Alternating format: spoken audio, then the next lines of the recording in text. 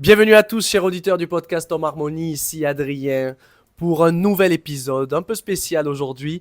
La dernière fois sur Instagram, je vous ai demandé si vous pouvez m'envoyer vos questions par rapport à des difficultés que vous vivez actuellement, que ce soit des difficultés perso ou bien des difficultés avec les femmes, dans vos relations avec les hommes, peu importe, peu importe. Et j'en ai récolté quelques-unes qui sont plutôt intéressantes. Donc aujourd'hui, je vais vous partager tout cela en podcast. Avant de commencer, je vous le rappelle, si vous ne me suivez pas sur Instagram, allez-y, adrien.mas. Et n'hésitez pas à mettre une petite note, une petite étoile, ou même 5, je veux dire, pour ce podcast. Allez, on part pour la première question. Ma femme ne me laisse pas jouer aux jeux vidéo. Alors, cette question, elle revient très souvent quand il s'agit des relations hommes-femmes. Je vois beaucoup d'hommes qui me contactent par rapport à ça. Sachez déjà dans un premier temps que personne n'a le droit ou n'a la capacité de vous empêcher de faire ce que vous voulez ou de vous forcer à faire quelque chose. Donc, dans un premier temps, il est important de clarifier ça avec l'autre personne. Si maintenant, ta compagne actuelle te reproche, entre guillemets, de jouer aux jeux vidéo, c'est certainement parce qu'il y a une attente derrière ce reproche-là. Peut-être se peut-il qu'elle ait envie de partager plus de moments avec toi, de moments intimes, des activités à deux. Peut-être que le fait que tu joues aux jeux vidéo et que tu as une activité qui te plaise, qui te détente, la met en réaction. J'ai déjà vu ce cas avec un ami à moi, où sa compagne en réalité ne savait pas trop quoi faire de son temps libre, et ça pouvait la mettre en réaction quand elle voyait que lui, il pouvait s'occuper très facilement avec ses jeux vidéo. Donc dans tous les cas, il est important de poser les bonnes questions, de comprendre ce que l'autre vit, et il en est de notre responsabilité de prendre les devants, de comprendre, parce que si on laisse l'autre dans sa galère, il va continuer à nous prendre la tête dès qu'on va jouer aux jeux vidéo. Donc posez les bonnes questions. Qu'est-ce que tu vis quand je joue aux jeux vidéo, pardon? Qu'est-ce que tu attends de moi? Et là, on va pouvoir trouver une entente. Peut-être que tu veux plus d'activités ensemble? Ok, mais par contre, je veux pouvoir jouer tranquillement à mes jeux vidéo et je te propose qu'on fasse peut-être une ou deux activités dans la semaine ensemble. Ça te va? Oui, non? Comment on ajuste, etc. On teste. Voilà. On a partagé nos attentes et ensemble, on a trouvé une entente. Je n'arrive pas à communiquer avec ma femme. La communication, c'est pas évident, surtout lorsque l'on est en réaction. Mais bien souvent, les gens n'arrivent pas à communiquer tout simplement parce qu'ils n'osent pas communiquer. Et le meilleur conseil que je peux donner lorsqu'on a du mal à communiquer avec sa compagne, c'est de le faire par texto, par message. Pourquoi? Tout simplement parce que avec les messages, on peut déjà faire le point avec soi-même en relisant ce que l'on a mis, pardon. Avec cette lecture aussi, on va pouvoir vérifier si c'est clair ce que l'on demande ou ce que l'on partage, si ce n'est pas trop abrupt pour l'autre, etc. Et surtout, on s'enlève la peur de devoir être face à l'autre et de lui partager nos craintes, etc. Parce que c'est ça, en fait, qui nous empêche souvent de communiquer. C'est la peur que l'on va avoir à l'idée de partager nos faiblesses, de nous montrer vulnérables, etc. On a peur d'avoir honte, on a peur d'être jugé, on a peur de peut-être dire quelque chose de maladroit, etc. Bref. Le texto, le message réduit considérablement toutes ces peurs-là. Troisième question, une fille ne veut pas s'engager avec moi alors que tous les feux sont au vert. Alors si elle ne veut pas s'engager avec toi, c'est certainement que tous les feux ne sont pas au vert. Alors peut-être que pour toi oui, mais peut-être que pour elle non. Généralement, dans ce genre de situation, ça veut dire qu'il y a quelque chose en toi qui dérange cette personne. Il y a quelque chose en toi qui lui réveille tellement d'insécurité qui, du coup, l'empêche de s'engager, avec toi. Peut-être qu'il y a quelque chose que tu fais qui la dérange, peut-être qu'il y a eu ton passé, peut-être que ton passé la dérange, peut-être que c'est ton futur, elle sait que tu vas travailler dans tel domaine bientôt ou quoi que ce soit, peu importe. Si elle ne s'engage pas avec toi, ça veut dire qu'il y a quelque chose qui la dérange en toi, qui l'empêche, en tout cas, qui pousse son ego à l'empêcher de s'engager avec toi. Donc la meilleure chose à faire, c'est de poser la bonne question. Qu'est-ce qui fait que tu ne veux pas t'engager avec moi aujourd'hui? De quoi as-tu peur? Qu'est-ce qui t'empêche de venir avec moi et de faire un petit bout de chemin ensemble? Question numéro 4. Je stresse énormément et je n'arrive pas à m'en sortir. Le stress, alors moi je connais parce que je suis un gros stressé de la life. Donc, les meilleures choses à faire lorsque l'on commence à stresser, on va travailler sur ce que j'appelle un peu la face visible de l'iceberg, mais également sur la face cachée de l'iceberg. La face visible de l'iceberg, c'est simple. respiration, méditation, en parler sur le moment lorsque l'on vit le stress, arriver à se calmer grâce à des exercices physiques ou tout simplement en se parlant pour arriver à adoucir ce stress. Mais, même en réalisant ça, on va se rendre compte que le stress, il perdure. Pourquoi? Parce qu'avec ce genre d'exercice, notamment la cohérence cardiaque que j'utilise énormément, on va traiter du coup la phase visible de l'iceberg. Mais la phase cachée de l'iceberg, ce sont nos peurs, ce sont nos croyances. C'est notre ego qui est là et qui va nous faire vivre énormément de stress par peur. Peut-être que tu stresses parce que tu as peur de mal faire, tu as peur de te louper, de te tromper. Peut-être que tu stresses parce que tu as peur d'être en danger, de souffrir, etc.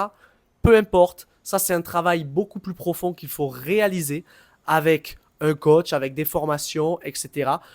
pour, comme je l'ai dit, travailler sur la phase visible et surtout la phase cachée de l'iceberg. Prochaine question, ma copine ne supporte pas mon manque d'organisation. Alors encore une fois, ça rejoint un peu la première question, personne ne peut vous empêcher de faire quelque chose ou vous forcer à faire quelque chose. Là, dans ton cas, la question à se poser, c'est déjà, est-ce que ce soi-disant manque d'organisation, eh bien, il te correspond en fait. Et il y a des gens qui ne sont pas du tout organisés et qui sont pourtant très efficaces. Lorsque l'on reproche un manque d'organisation à quelqu'un, ça veut dire que généralement, on est quelqu'un qui s'autoproclame très organisé et ça nous met en réaction quand la personne n'est pas autant organisée que nous. Ici, ce que vit l'autre personne, ça ne te regarde pas en fait, ça ne dépend pas de toi. Si ça l'agace, c'est son problème. Si toi au final, tu es ok avec ce manque d'organisation là qu'elle juge.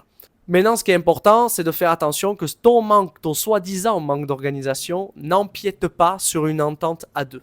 Parce que si vous vous êtes organisé à deux sur quelque chose, un projet par exemple, et que là, du coup, ton manque d'organisation joue sur l'efficacité de ce projet, ça peut poser problème. Je rappelle encore une fois, dans la vie, il y a ce qui dépend de nous et ce qui ne dépend pas de nous.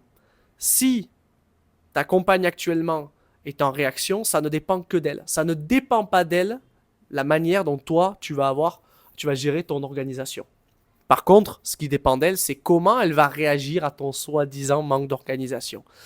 Donc là, dans ce cas, il va falloir en discuter, arriver à poser tes limites et à préciser que peut-être que toi, ça te correspond. J'ai du désir pour un autre homme que le mien, comment gérer ça? Ça, c'est une excellente question que l'on va pouvoir retrouver autant chez les hommes que chez les femmes, clairement. Lorsque l'on a du désir pour une autre personne, ça veut dire qu'il y a un manque, en tout cas un semblant de manque avec notre personne, notre partenaire actuel. Donc la question que je t'invite à te poser, c'est qu'est-ce que j'ai avec ce nouvel homme, entre guillemets, et que je n'ai pas avec mon partenaire actuel? Qu'est-ce qu'il m'apporte de différent? Qu'est-ce qui manque aujourd'hui avec mon partenaire actuel et que je pense pouvoir trouver chez l'autre? Tout ça, ce sont des questions qui vont te permettre de clarifier exactement ce dont tu as besoin. Si c'est qu'une question de désir sur le plan sexuel, ça veut dire que peut-être que tu n'es tout simplement pas satisfaite sur le plan sexuel. Et donc là, il va falloir se poser les bonnes questions aussi. Qu'est-ce que tu veux concrètement sur le plan sexuel, etc. Arriver à le partager pour pouvoir tout simplement avancer main dans la main vers un épanouissement sur le plan sexuel. Dis-toi bien une chose, c'est que si tu n'es pas satisfaite sur le plan sexuel, ça veut dire que ton homme ne l'est pas non plus. Attention, très très important ce point-là. Déjà, ça c'est la première chose que l'on peut mettre en place.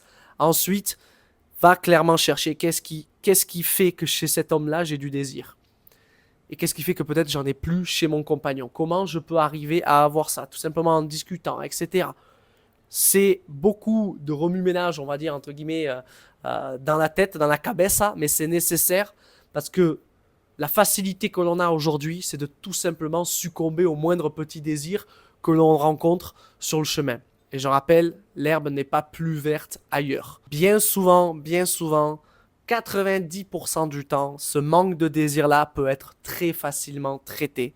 Le problème, c'est que les gens ne communiquent pas leurs besoins sur le plan sexuel avec leurs compagnons et donc finissent frustrés. J'ai des envies sexuelles avec ma femme, mais j'ai peur de lui en parler. Encore une fois, tout ici est une question de communication. Si on veut apprendre à communiquer, il va falloir le faire d'une manière efficace qui nous permet de communiquer sainement. Encore une fois, je rappelle les textos, les messages, etc. Lorsqu'un homme a peur de partager certaines envies sexuelles avec sa femme, c'est tout simplement parce qu'il a peur d'être jugé, il a peur d'avoir honte, etc. Si tes envies sont partagées d'une manière saine, c'est-à-dire que tu peux par exemple dire à ta compagne, écoute, je sais que tu n'es peut-être pas trop partante pour ça, mais ça réveille énormément de désir en moi et du désir pour toi de faire cette activité-là sur le plan sexuel. Est-ce qu'on peut trouver une solution? Est-ce qu'on peut trouver un compromis là-dessus, etc. Pour peut-être petit à petit y aller, etc. Il y a tout un travail à faire parce que lorsque l'on touche à la sexualité, ça réveille beaucoup, beaucoup de peur. Donc à un moment donné, il faut se lancer, il ne faut pas hésiter et il faut y aller. Il faut passer à l'action. Il faut envoyer ce texto où on explique, on partage les envies que l'on a avec notre partenaire. Parce que de toute façon, tu n'as pas le choix. Soit tu le partages et ça ne peut que aller en s'améliorant, soit tu ne partages rien et tu restes dans ta frustration. Et c'est comme ça que 90% des hommes finissent par aller voir ailleurs. Ils n'arrivent pas à partager leur envie sexuelle, leur désir avec leur compagne. Ils sont frustrés. Et la première qui tombe au coin de rue, là, qui débarque là, et qui leur montre deux, trois trucs un peu sympas, ils vont tomber dans le piège. Et ils y vont, mais les yeux fermés droit devant. J'ai du mal à parler de sexualité avec mon chéri. Excellente question qui rejoint encore une fois tout ce que l'on a vu précédemment avec la communication. Si tu as du mal à parler de sexualité avec ton chéri, c'est peut-être qu'il y a des peurs. Est-ce que tu as peur d'être jugé? Est-ce que tu as peur d'avoir honte? Est-ce que c'est quelqu'un qui a tendance à se braquer lorsque vient ce sujet-là sur la table? Ça, il n'y a que toi qui peux le savoir. Mais dans tous les cas, encore une fois, les conversations par message texto sont très efficaces pour pouvoir euh, partager, communiquer nos craintes, nos peurs avec notre partenaire. Next question. J'ai du mal à avoir du désir pour ma compagne. Alors, on rejoint un peu là, on a fait une petite brochette de questions sur la sexualité. Déjà, qu'est-ce que tu appelles avoir du désir pour ta compagne? Qu'est-ce que c'est concrètement? C'est important de clarifier pour savoir où on veut aller. Ensuite, est-ce qu'il y a insatisfaction sur le plan sexuel? Généralement, lorsque l'on n'a pas de désir envers sa compagne, c'est tout simplement parce qu'il y a une insatisfaction sur le plan sexuel. Si tu te rends compte que sur le plan sexuel, c'est quand même OK, ça veut dire qu'il y a autre chose. Et donc là, ça va taper un peu plus sur la sphère intime et la sphère relationnelle, entre guillemets, avec ta partenaire. C'est-à-dire que peut-être qu'il va falloir passer des bons moments de partage, d'activités autres que du sexe avec ta partenaire pour réveiller ce désir. Est-ce qu'il se peut qu'il y ait des non-dits, des tensions dans la relation qui font que ça joue sur ton désir? Et pour finir, on va se recentrer sur soi. Pose-toi la question, est-ce que toi, tu as déjà du plaisir, de la joie dans ta vie en particulier? Si on a une vie un peu morose, qu'on ne prend pas de plaisir sur le plan perso, qu'on n'a pas d'activités un peu fun qui nous font kiffer, ça va être beaucoup plus compliqué de développer du désir pour quelqu'un d'autre, de prendre du plaisir avec quelqu'un d'autre, si je ne suis pas capable de prendre du plaisir avec moi-même. Donc voilà, pas mal de petites questions à te poser, tu pourras faire le nécessaire. Ensuite, nous avons une très très drôle, une question assez drôle. Ma femme ne veut pas changer, point. C'est même pas une question, c'est une affirmation. Alors, il est important de se rappeler qu'on ne peut pas changer les gens. Lorsque l'on dit, on commence à dire que ma femme elle veut pas changer, mon homme il veut pas changer, c'est toujours le même, patati patata, ça veut dire qu'il y a des comportements qui nous dérangent chez cette personne-là. Et là, ça va être un travail à faire sur soi-même. Parce que l'autre, s'il veut rester dans son comportement, dans son attitude, il y restera. C'est pas notre problème. Je rappelle que dans la vie, il y a ce qui dépend de toi et ce qui ne dépend pas de toi. Ce qui ne dépend pas de toi, c'est le comportement de ton compagnon ou de ta compagne. Par contre, ce qui dépend de toi, c'est comment tu vas réagir à ce comportement-là. Donc ça, c'est super important de se le rappeler parce que ça va nous permettre de remettre le curseur au bon endroit. Et au lieu de perdre notre temps et notre énergie à vouloir changer l'autre, de se dire, ok, comment moi, là, je peux faire en sorte de me sentir peut-être plus détendu, plus serein, plus à l'aise avec le comportement de ma compagne. Évidemment, tout ça, c'est une question de communication, de partage. Mais généralement, quand un comportement nous dérange chez l'autre, il faut faire ce qu'on appelle la technique du miroir. J'en parle dans mon livre Manuel de réussite, mais le miroir, c'est tout simplement une série de questions à faire pour arriver à comprendre pourquoi cette personne-là elle a ce comportement, quels sont les enjeux derrière ce comportement, de quoi on a peur si cette personne garde ce comportement-là, et quelles solutions on peut mettre en place, on peut trouver pour justement, en fait, tout simplement être détaché de ça et ne plus vivre d'émotions quand, par exemple, ici, sa femme doit faire certaines choses qui le dérangent. Ensuite, je suis jalouse de mon homme, mais je le vis très mal. Ah, la jalousie, très très très compliqué. C'est un sujet que je connais bien parce que malheureusement je l'ai expérimenté durant de nombreuses années. Même encore aujourd'hui, ça m'arrive, mais c'est important d'arriver à la gérer correctement. Tout le monde vit de la jalousie, sachez-le. Les gens qui disent qu'ils n'en vivent pas, c'est qu'en fait ils la cachent très très très facilement ou ils en vivront d'une autre manière. Alors que la manière classique qu'on voit où tu vois ta compagne avec un gars et tu pètes les plombs. Bref. Deux choses à faire ici, très simple, sur le papier. La première, ça va être d'apprendre à mieux gérer cette jalousie avec ton partenaire. Donc, qu'est-ce que tu dois faire? Tu dois plus péter les plombs et t'énerver envers ton partenaire. Il faut que tu apprennes à partager sainement, à communiquer intelligemment ta jalousie. C'est d'arriver vers ton partenaire et lui dire, écoute, là, je sens que je suis un peu jalouse, je commence un peu à être tendu par rapport à ce que tu vis avec cette fille, etc., etc. Évidemment que ça, c'est hyper compliqué à faire. Si c'était simple, tout le monde le ferait, mais là, c'est extrêmement compliqué à mettre en place parce que nous, quand on est dans la jalousie, ça y est, le trigger point est enclenché. Ça y est, la personne, elle a appuyé sur l'interrupteur, mais l'interrupteur, je le rappelle, il était déjà là et tout le mécanisme qui va avec l'interrupteur. Donc nous, on a énormément de difficultés pour faire le premier pas et aller voir notre compagnon et lui dire «Oh, je suis désolé, je suis un peu jalouse, etc.» Non, c'est très très très très difficile. Et je le sais, j'en parle en connaissance de cause, c'est très compliqué. Donc, il va falloir apprendre à gérer petit à petit ça d'une manière plus saine avec ton partenaire et ensuite de faire un travail sur toi-même, c'est-à-dire un travail de confiance. Quand on n'a pas confiance en l'autre, ça veut dire qu'on n'a pas confiance en nous. Et comment développer ta confiance en toi? Ça va être tout simplement déjà en prenant soin de toi, ce qui va permettre d'améliorer ton estime, etc. de toi, mais surtout d'arriver à être confiante dans ta capacité à gérer si le pire arrive. Si le pire arrive, c'est-à-dire peut-être qu'il te trompe ou je ne sais quoi, il va falloir que tu arrives à te rassurer sur ta capacité à gérer cette situation en fait. Lorsque l'on arrive à gérer le pire, en tout cas à s'imaginer en gérant le pire, ça y est, on a tout débloqué, on est beaucoup plus serein. Parce qu'on se rend compte qu'on a la force de faire face à la plus grosse difficulté, en tout cas le pire du pire qui pourrait nous arriver. Donc c'est un travail en 2 temps que tu dois réaliser. Je finis cet épisode avec une dernière question qui m'a été posée personnellement par rapport à mon voyage. Comme vous le savez, là je suis en Asie depuis 4 mois environ. Et la question c'est depuis combien de temps voyages-tu? Ok, bon ça je viens de répondre. Et c'est quoi la plus grosse difficulté en voyage? Alors pour ma part, la plus grosse difficulté en voyage, et vous allez voir que ça rebondit sur certaines choses qu'on a dit concernant le miroir, c'est d'arriver à comment dire, pas trop péter les plombs face au comportement de certaines personnes qui ne sont pas de mêmes origines, de même nationalité que nous. Je me rends compte que les cultures sont complètement différentes. Il y a vraiment du positif, mais il y a aussi vraiment du négatif. Des choses qui pour nous sont vraiment abusées et qui pour eux sont tout simplement logiques. Voilà, c'est leur culture, c'est comme ça. Et j'avoue que depuis le début du voyage, c'est ça qui me met le plus en difficulté. D'arriver parfois à accepter que ben, ici, dans ce pays, c'est comme ça et c'est pas autrement. Voilà. Alors je dis pas l'herbe elle est jamais plus verte ailleurs. En France aussi, on a nos petites casseroles. Mais voilà, c'est ça qui met le plus en difficulté parce qu'on est quand même dans 2 cultures entre l'Asie et la France qui sont mais totalement différentes. C'est incroyable, c'est magnifique à vivre, c'est super beau de découvrir tout ça. Mais parfois, eh ben, il y a un peu de désillusion et ça peut un peu flinguer le voyage. Ça peut mettre des bâtons dans les roues sur l'enthousiasme qu'on peut avoir concernant le voyage.